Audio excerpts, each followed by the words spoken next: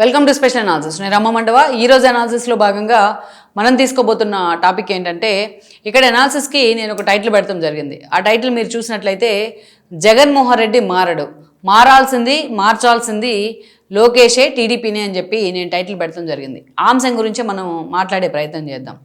ఏ విషయంలో జగన్మోహన్ రెడ్డి మారడు అంటున్నానంటే, ఏ విషయంలోనే మారడు జగన్మోహన్ రెడ్డి. నిజంగా ఆయన సీతయ్య. నేను చాలాసార్లు అంటుంటాను ఈ మాట, వీడియోస్లో చెప్తూ ఉంటాను.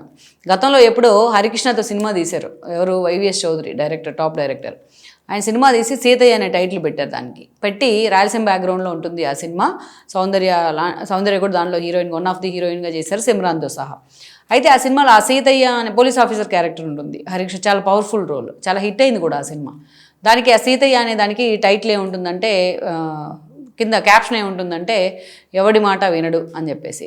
ఈ టైటిల్ యాక్చువల్గా ఏ ఆలోచనతో పెట్టారో కానీ వైవిఎస్ చౌదరి ఆ రోజు హరికృష్ణ సినిమాకి, ఇది జగన్మోహన్ రెడ్డికి పర్ఫెక్ట్గా యాప్ట్ అవుతుంది. ఎందుకు యాప్ట్ అవుతుంది అంటే, జగన్మోహన్ రెడ్డి తీసుకున్న నిర్ణయాలు అలాగే ఉంటాయి. అయితే గతంలో ఆయనకి కొంతైనా సరే జగన్మోహన్ రెడ్డి వినే ప్రయత్నం చేసేవాళ్ళు. అధికారంలో లేనప్పుడు పీకే లాంటి వాళ్ళని కానీ 14 నుంచి 15 వరకు పీకే లాంటి వాళ్ళ వ్యూహాలను ఫాలో అయ్యేవాళ్ళు. బ్లంట్గా పీకే ఏది చెప్తే అది చేసేవాళ్ళు.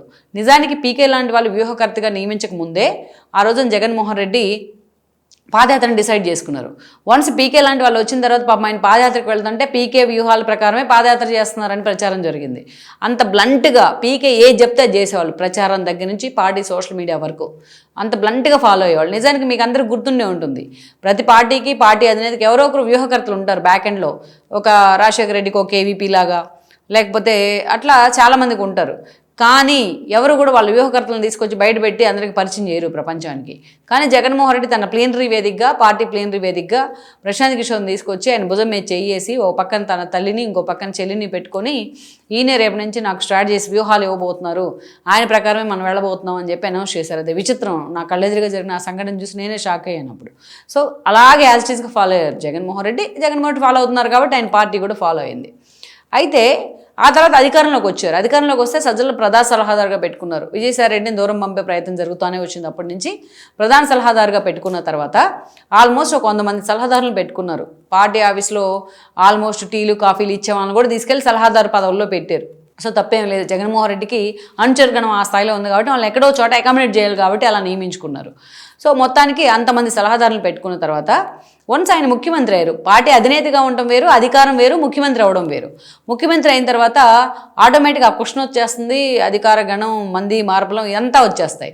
అందుకే ఆ సలహాదారులు ఉన్నా సరే కేవలం వాళ్ళు ఆ సలహాలకు మాత్రమే వాళ్ళు చెప్పుకోవడానికి పరిమితం అయ్యారేమో కానీ వాళ్ళ సలహాలు జగన్మోహన్ రెడ్డి ఎప్పుడూ తీసుకోలేదు. జగన్మోహన్ రెడ్డి సలహాలను వాళ్ళు ఎప్పుడు కూడా తీసుకునే ప్రయత్నం చేయలేదు. లేకపోతే గ్రౌండ్ రియాలిటీస్లో జరుగుతున్న దాన్ని ఆయన చెప్పే ప్రయత్నం కూడా జరగలేదు. అసలు ఆ సాహసం చేయరు ఎవరు. అంత భయం జగన్మోహన్ రెడ్డికి. వెళ్ళి వన్ సైడ్గా నీకు గ్రౌండ్లో బాగాలేదు, కింద ఇలా ఉంది అని చెప్పాలంటే, కింద గ్రౌండ్ మొత్తం కూడా నీకు నెగిటివ్ షేడ్స్ ఉన్నాయి, నీ యాంగిల్ గ్రే యాంగిల్ వెళ్తుందని చెప్పడానికి ఎవరు ధైర్యం చేయలేదు. సో అయినప్పటికీ కూడా కొంచెం మీడియా పరంగా సలహాలు కానీ, లేకపోతే జగన్మోహన్ రెడ్డి ఒక లైన్ ఇస్తే దాన్ని పట్టుకొని దాన్ని ఎగ్జిక్యూట్ చేయడం కానీ ఇలాంటివి చేస్తూ ఉండేవాళ్ళు కొంతమంది సలహాదారులు.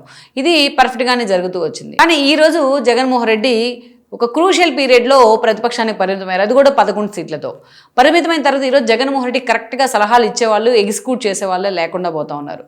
ప్రతి విషయంలో జగన్మోహన్ తీసుకున్న నిర్ణయాలు ఎక్కడో ఒక చోట ఆయనకి బూమరాంగ్ అవుతూ ఉన్నాయి. చాలా నిర్ణయాలు, కీలక నిర్ణయాలు.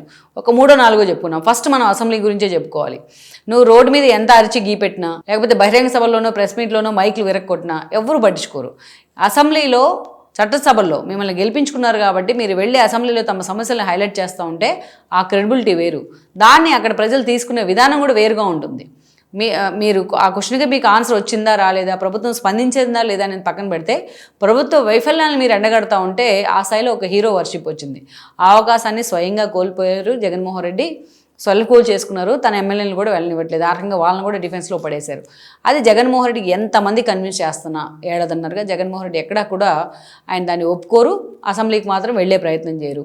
వెళ్ళే ప్రయత్నం చేయనప్పుడు అలాగన్నా ఉంటారా అంటే, ఎక్కడ తన అటెండెన్స్ తగ్గితే అనర్హత ఏర్పడుతుందా అనే భయంతోనే ఒకరోజు వెళ్ళి 10 నిమిషాల నుండి 10 నిమిషాల్లో మళ్ళీ వెనక్కి వచ్చేశారు. ఇది చాలా డ్యామేజ్ చేసింది జగన్మోహన్ రెడ్డిని. సరే, ఇది ఎలా పెడదాం. మెడికల్ కాలేజ్ అంశంలో జగన్మోహన్ రెడ్డి పీపీఏ మోడల్ని విమర్శించిన తర్వాత ఉదాహరణలతో సహా గతంలో ఆయన తెర మీద తీసుకొచ్చిన 15 మెడికల్ కాలేజ్ కండిషన్ ఏంటి, ఎక్కడ పునాది లెవెల్లోనే ఉన్నాయి అని చెప్పేసి క్లియర్గా మొత్తం విజువల్స్తో సహా కూటమిలోని ఫ్యాక్ట్ చెక్ విభాగం ప్రొడ్యూస్ చేసే ప్రయత్నం చేసింది మీడియా ముందు. కానీ జగన్మోహన్ రెడ్డి ఈ అంశం మీద కోటి సంతకాల సేకరణ దాకా వెళ్ళాడు. ఎక్కడి దాకా? నర్సీపట్నం పర్యటన అన్నారు, దీని మీద ప్రెస్ మీట్లు పెట్టాడు, సుదీర్ఘంగా ధర్నాలు అన్నారు, నిరసనలు అన్నారు, కోటి సంతకాల సేకరణ అన్నారు, గవర్నర్ దాకా పంపించారు. ఆ కోటి సంతకాల సేకరణలో ఆ బుక్స్ ఏమున్నాయో ఎవరెవరు చేశారో కూడా తెలియదు, అవగాహన లేకుండా. వన్స్ ఈ ఇష్యూని కేంద్ర ప్రభుత్వం సమర్థించిన తర్వాత ఆ కేంద్ర ప్రభుత్వం వేసిన పార్లమెంట్ కమిటీలో తన ఎంపీ గురుమూర్తి ఉండి ఈ పిపి మోడల్కి సంతకం కూడా చేశారు, అనుకూలంగా ఉందని అన్ని రాష్ట్రాల్లో స్టడీ చేసిన తర్వాత అని తెలిసిన మరుక్షణం ఈ అంశం మీద మాట్లాడడం మానేశారు, టక్కున ఆపేశారు. దీంట్లో కేంద్ర ప్రభుత్వం ఇన్వాల్వ్మెంట్ ఉంది, దట్టు వైబిలిటీగా మేము వైబిలిటీ ఫండింగ్ కూడా చేస్తామని చెప్పింది కేంద్ర ప్రభుత్వం. నడ్డానే ఆరోగ్య శాఖ మంత్రి కూడా నడ్డానే ప్రకటించారు, ఈ పీపీపీ మోడల్ని మేము రాష్ట్రంలో ఇంప్లిమెంట్ చేయండి, ఇక్కడికి వచ్చే ప్రకటన చేశారు ఆయన, ఏపీకి వచ్చే వైబిలిటీ ఫండింగ్ ఇస్తాం మేము అని చెప్పేసి. దెబ్బతోని జగన్మోహన్ రెడ్డి నోరు మూతపడింది. ఇక ఇలాగా జగన్మోహన్ రెడ్డి ఏ అంశంలో తీసుకున్నా అలాగే పూర్తి స్థాయిలో సమాజానికి విరుద్ధంగా వెళ్తారు. జగన్మోహన్ రెడ్డిని అధపాతాళానికి తొక్కేసిన అంశం ఏంటంటే ఒక భయం, జనంలో ఆయన క్రియేట్ చేసిన పానిక్నెస్. ఆ భయాన్ని మళ్ళా రప్పారప్ప లాంటి డైలాగులు కానీ, అదేవిధంగా చూస్తే ఈ రోజున ఆఖరికి అది ఎంత దూరం వెళ్ళిందంటే రక్తాభిషేకాలు దాటి ఆయన బర్త్డే రోజున ఈరోజు ఏకంగా ఏది పొట్టేళ్ళలాగా తలను నరికేస్తాం టీడీపీ నేతలు అనేది దాటి, సింగయ్య తన పార్టీ కార్యకర్త అయిన సింగయ్య తల మీద తన కారు ఎక్కించడం దాటి ఈరోజు చాలా దూరం వెళ్ళిపోయింది. అది ఏ హోలీని కూడా మేము అధికారంలోకి వస్తే రక్తంతో హోలీ ఆడతామనే దాకా వెళ్ళింది. ఇలాంటి వాళ్ళని ఎంటర్టైన్ చేస్తుంది ఎవరు? జగన్మోహన్ రెడ్డి. సో ఇది తగ్గించుకోవాలి, ఈ ఓవర్ యాక్షన్ తగ్గించాలని చెప్పి డే 1 నుంచి చాలా మంది చెప్తా ఉన్నా ఆ పార్టీ నుంచి ఇదే జరుగుతూ వస్తుంది. ఇది ఒకటి. ఇక మారాడు జగన్మోహన్ రెడ్డి ఈ విషయంలో. అదేవిధంగా చూస్తే శబరిమలలో కూడా జగన్మోహన్ రెడ్డి నినాదాలు 2.0 ఇవి జగన్మోహన్ రెడ్డి ఇంకా డ్యామేజ్ చేస్తానే ఉన్నాయి. దానికన్నా అత్యంత కీలకమైన అంశం ఏంటంటే ఈరోజు విధాన పరంగా ఆయన తీసుకున్న నిర్ణయాలు. అమరావతి విషయంలో జగన్మోహన్ రెడ్డి డీఫేమ్ అవుతానే వస్తూ ఉన్నారు. ఇప్పటికైనా తను ఎన్నిసార్లు మాట తప్పాడు, ఎన్నిసార్లు మడమ తిప్పాడు అందరికీ తెలుసు. దీన్ని ఎంత జగన్మోహన్ రెడ్డి మార్చుకుందాం అనుకున్నా ఆ పార్టీ మారనివ్వట్లేదా, మరి ఆయనే మారట్లేదో తెలియట్లేదు. కానీ ఇప్పటికీ అమరావతి మీద ఆ పార్టీ విషయం గక్కుతానే ఉంది. నిన్న మొన్న ఈ విషయంలో మళ్ళీ ఆర్కే ప్రెస్ మీట్ పెట్టి అమరావతి విషయంలో చంద్రబాబు నాయుడిని తిడతా ఉన్నారు. సో ఒక విధాన నిర్ణయం అది. పార్టీకి ఒక లైన్ ఉండాలి, రాష్ట్రానికి ఒక రాజధాని ఉన్నట్టే పార్టీకి ఒక లైన్ ఉండాలి. కానీ ఆ లైన్ విషయంలో ఎన్నోసార్లు జగన్ మాట ఇడుపులు పైపోయింది, మడమ కడపకి వెళ్ళింది. ఇప్పుడు దాకా ఆయన దాన్ని కూడా కరెక్ట్ చేసుకునే ప్రయత్నం చేయడు. మొత్తం ఇన్ని జిల్లాల ప్రజలు వన్ సైడెడ్గా కూటమికి మ్యాండేట్ ఇచ్చారంటే వాళ్ళ విధాన నిర్ణయం ఏంటి? అమరావతి రాజధానిగా ఉండాలి అనేది. మరి దాన్ని జనమంతా కూడా ఆమోదించినట్లే కదా, నీ 3 రాజధానుల నిర్ణయాన్ని వ్యతిరేకించినట్టే కదా. అక్కడన్నా రిలీజ్ గారు ఆయన మారు ఈ విషయంలో. ఈ రోజు రిజర్వ్ బ్యాంక్ కూడా మొత్తానికి లేఖలు రాస్తూ ఉంటారు, మీరు అమరావతికి నిధులు ఇవ్వద్దని మళ్ళీ మొదలు పెట్టారు. వీళ్ళు మళ్ళీ కేసులు వేయటం కూడా మొదలు పెట్టారు రైతుల తరఫున. ఇక వీటన్నిటితో పాటు ఈరోజు జగన్మోహన్ రెడ్డి చేసిన ఇంకొక అంశం ఏంటంటే పదే వ్యక్తిత్వ హననం చేసేవాళ్ళు వాళ్ళ నేతలు. అంతకుముందు ఒక రోజా, కొడాలి నాని పెంచి పోషించాడు వీళ్ళందరినీ ఫైర్ బ్రాండ్స్ పేరుతో. వాళ్ళంతా మళ్ళీ ఈరోజు బయటకు వచ్చి వాళ్ళు ఇష్టం వచ్చినట్టు మాట్లాడుతూ ఉన్నారు. రోజా అసలు ఎంత గట్టు తెగిన గోదావరి అంటాను నేను ఎప్పుడు. అట్లాగే మళ్ళీ ఎక్కడ కూడా ఆమె యాటిట్యూడ్లో ఇంకించిత్ మార్పు కూడా లేదు. సేమ్ నాని అంతే మాట్లాడుతూ ఉన్నారు. సేమ్ మొన్న అంబటి రాంబాబు లాంటి వాళ్ళు అంతే మాట్లాడారు.